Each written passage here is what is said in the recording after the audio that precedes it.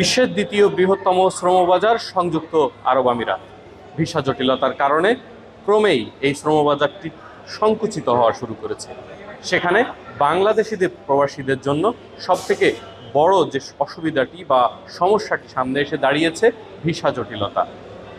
অভ্যন্তরীণ মালিকানা পরিবর্তনের কারণে অধিকাংশ বাংলাদেশি প্রবাসী যারা নতুন কর্মসংস্থানের সুযোগ পেয়েও মালিকানা পরিবর্তন করতে পারছেন না, নতুন কোম্পানিতে ভিসা লাগাতে পারছেন না, এ সমস্ত প্রবাসীরা বড় জটিলতায় পড়েছেন এবং ধারণা করা হচ্ছে 2026 সালে প্রায় 2 লক্ষের বেশি প্রবাসী এই দেশটিতে অবৈধ হয়ে পড়বে মালিকানা পরিবর্তন করতে না পারার সুবাদে।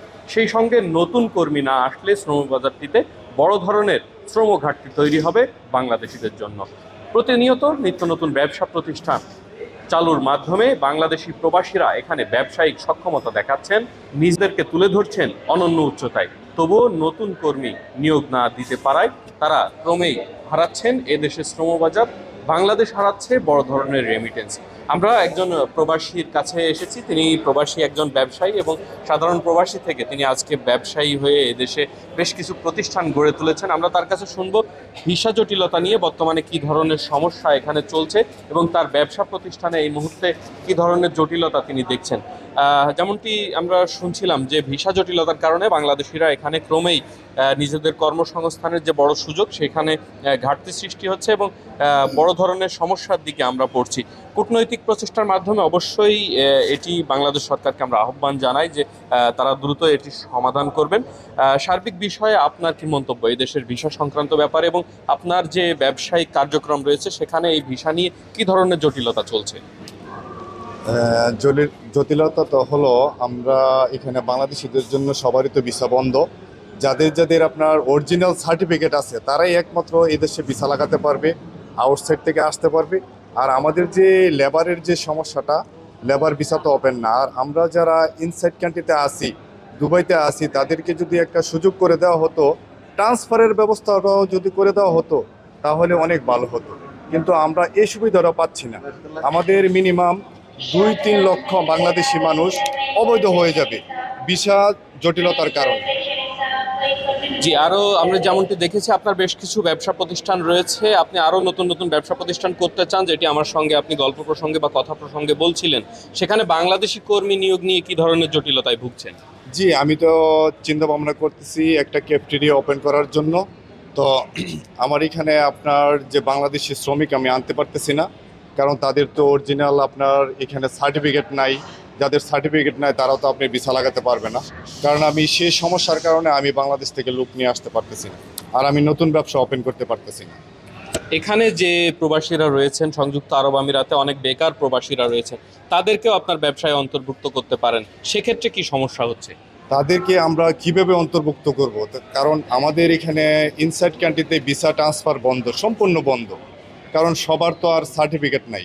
আর সার্টিফিকেট যাদের যাদের আছে তারা তো শিক্ষিত লোক, তারাও তো এখানে লেবারের কাজ করতে আসবে না। জি, ধন্যবাদ। আমরা আপনার কাছ থেকে অনেক কিছুই জানলাম। যেমনটি শুনছিলেন দর্শক, অভ্যন্তরীণ ভিসা জটিলতার কারণে কিন্তু ক্রমে এই শ্রমবাজারটি সংকুচিত হচ্ছে এবং নতুন কর্মী নিয়োগের সুযোগ থাকলেও বাংলাদেশি প্রবাসীদের কিন্তু এই কর্মে বা এই কাজে সম্পৃক্ত করা যাচ্ছে না ভিসা জটিলতার কারণে।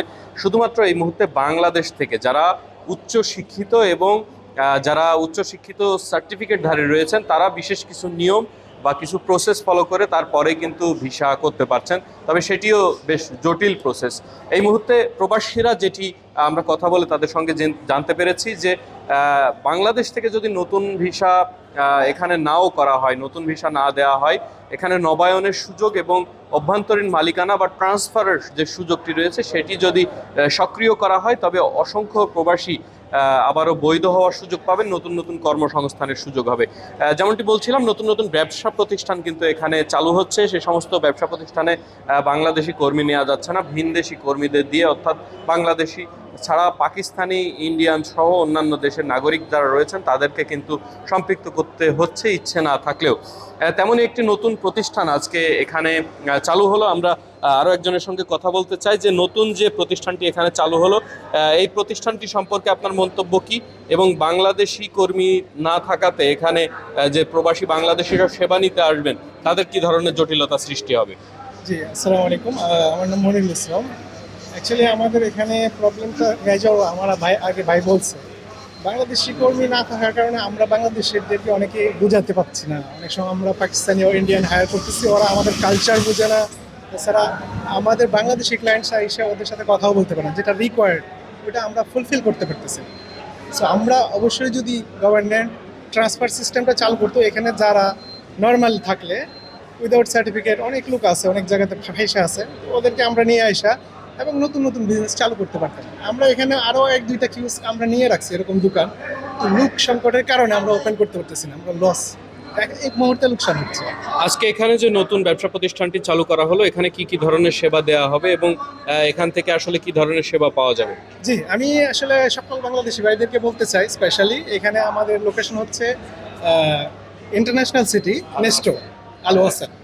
ওকে, এখানে যদি আসেন আমাদের আপনার বিজনেস সেট আপ, তারপরে কোম্পানি রেনিউয়াল, আমাদের সব ধরনের সার্ভিস, তবে ইউএতে গভর্নমেন্ট যত লিগ্যাল সার্ভিস আছে আমরা সব দিই। Legal transaction, visa renewal, family visa, তারপরে হচ্ছে আপনার license, trade license renewal, PRO service, হ্যাঁ, সার্টিফিকেট অ্যাটেস্টেশন, তারপরে আপনার হচ্ছে বাংলাদেশের নিউবর্ন ভিসা, তারপরে হচ্ছে আমাদের আরও আছে অনেক, আপনার যত কিছু আছে, বাংলাদেশের passport typing, Indian passport renewal typing, Pakistani ID appointment, আমরা সব ধরনের কাজ, লিগাল ট্রানজ্যাকশন এভরিথিং আমরা এখানে করি এবং ইজিলি আমাদেরকে ফাইন্ড করতে পারবেন ইনশাল্লাহ। আমরা ওই যে আমাদের কি বলে Facebook link, WhatsApp channel link, এগুলো আমরা দিয়ে দেবো আপনাদের কাছে ইনশাআল্লাহ। হ্যাঁ, ধন্যবাদ আপনাকে। যেমনটি শুনছিলেন যে সব ধরনের লিগ্যাল যে এখানে সুযোগ সুবিধা ও ডকুমেন্টেশনের কাজ রয়েছে, সে সমস্ত কার্যক্রম নিয়ে আল ওয়ারসান 3-তে ন্যাস্টো হাইপার মার্কেটের গ্রাউন্ড ফ্লোরে কিন্তু নতুন একটি বাংলাদেশি প্রতিষ্ঠান যাত্রা শুরু করেছে। আমরা সেখান থেকেই সাধারণ প্রবাসীদের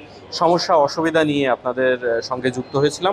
আরও একটি বিষয় আপনাদের সঙ্গে যুক্ত করতে চাই, বাংলাদেশিদের সব ধরনের ভিসা 2012 সালে একটি বিশেষ কারণে কিন্তু বন্ধ হয়ে যায়। 12 সালের পর থেকে 18 সালে এসে কিছুটা স্বাভাবিকতা দেখা দিলেও কিছুদিন পরে আবারও সেটি বন্ধ হয়ে যায় এবং একেবারে পুরোপুরি বন্ধের দ্বার প্রান্তে এই মুহূর্তে এসে দাঁড়িয়েছে। 2026 সালে এসে নতুনভাবে বিভিন্ন আইন বা নিয়মকানুন চালু হলেও বাংলাদেশিদের ভিসা ট্রান্সফার বা নতুন ভিসা চালু নিয়ে কোনো কার্যকরী পদক্ষেপ নেওয়া হচ্ছে না।